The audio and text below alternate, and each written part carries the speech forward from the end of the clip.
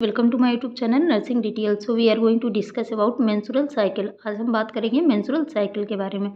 तो हम देख लेते हैं मेंस्ट्रुअल साइकिल।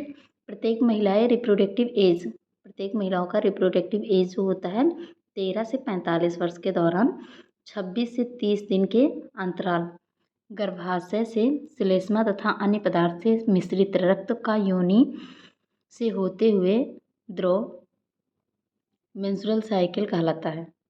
मतलब आपने समझा, प्रत्येक महिला रिप्रोडक्टिव एज जैसे स्टार्टिंग डेज जो होता है इसे हम जैसे 13 साल से स्टार्ट होता है 45 साल से 50 साल तक आता है।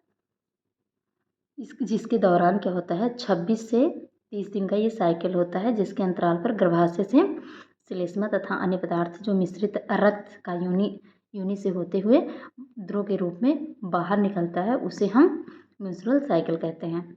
अब जैसे इसे मेनार्की क्या होता है? मेनार्की होता है एक महिला के जीवन में प्रथम बार आने वाला मेंस्ट्रुअल साइकिल क्या होता है?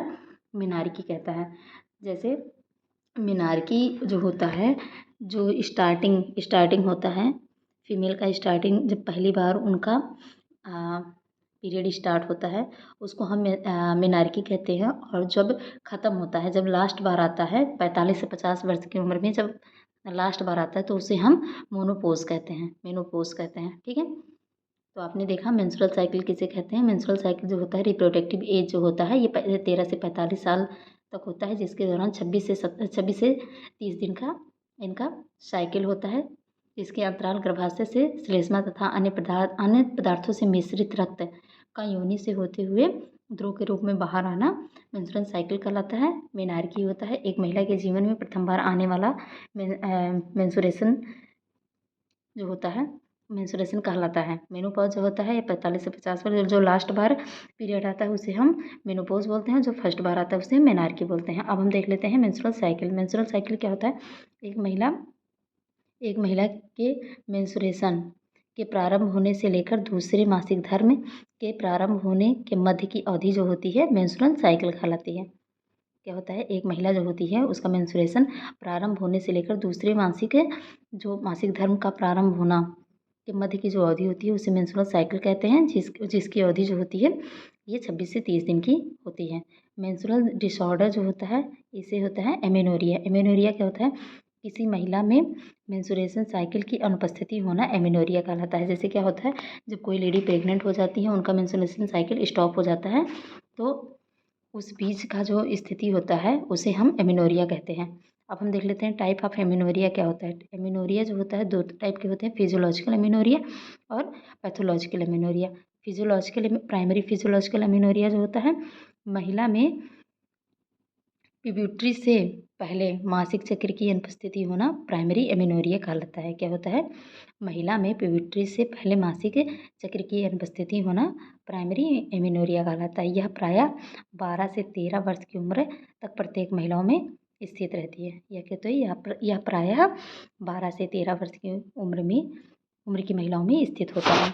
अब हम देख लेते हैं अग्रपीयूष ग्रंथि द्वारा तात्पर्य मात्रा में गोनाडोट्रोपिन से स्रावित नहीं होने के कारण प्यूबर्टी से मासिक चक्र अनुपस्थित रहती है। क्या होता है? अग्रपीयूष ग्रंथि जो होती है इसकी तात्पर्य गोनाडोट्रोपिन से स्रावित नहीं होने के कारण प्यूबर्टी से मासिक चक्र अनुपस्थित रहती है।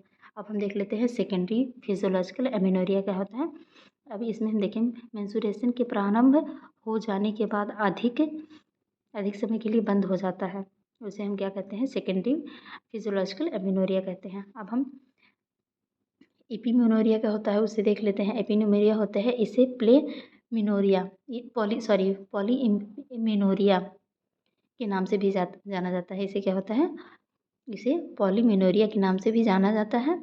जब मेंस्ट्रुएशन साइकिल की अवधि जो है ये 28 से 30 दिन की होती है, जिसे घटाकर 21 दिन या इससे कम कर दी जाती है तो उसे एपिमेनोरिया कहते हैं। एपिमेनोरिया क्या होता है? एपिमेनोरिया को पॉलीमेनोरिया भी कहते हैं। इसका नाम जो होता है इसका पीरियड की जो वो होता है मध्य का बीच का जो भाग होता है, जैसे 26 से 30 दिन होता है, 28 से 30 दिन होती है, जब ये घटकर 21 दिन हो जाता है तो उसे हम एपिमेनोरिया कहते हैं। कॉजेज़ क्या क्या होते हैं? डिसफंक्शनल यूट्राइन ब्लीडिंग होती है, ओवेरियन एथरॉइड होती है, पेल्विस इन्फ्लेमेटरी डिजीज होती है। ये सब कारण होते हैं इपिनमेनोरिया होने के। अब ट्रीटमेंट क्या होता है? अंडरलाइंग केसेस का उपचार करना चाहिए, इपिमेनोरिया का उपचार करना चाहिए। तो ये सब है हमारा मेंस्ट्रुएशन साइकिल। और आगे का वीडियो पाने के लिए आपको नेक्स्ट वीडियो तक का वेट करना पड़ेगा। तो नेक्स्ट वीडियो का लिंक पाने के लिए अगर आपने हमारे चैनल को सब्सक्राइब नहीं किया है तो सब्सक्राइब कर लीजिए और बेल आइकन प्रेस कर दीजिए। Thanks for watching this my videos.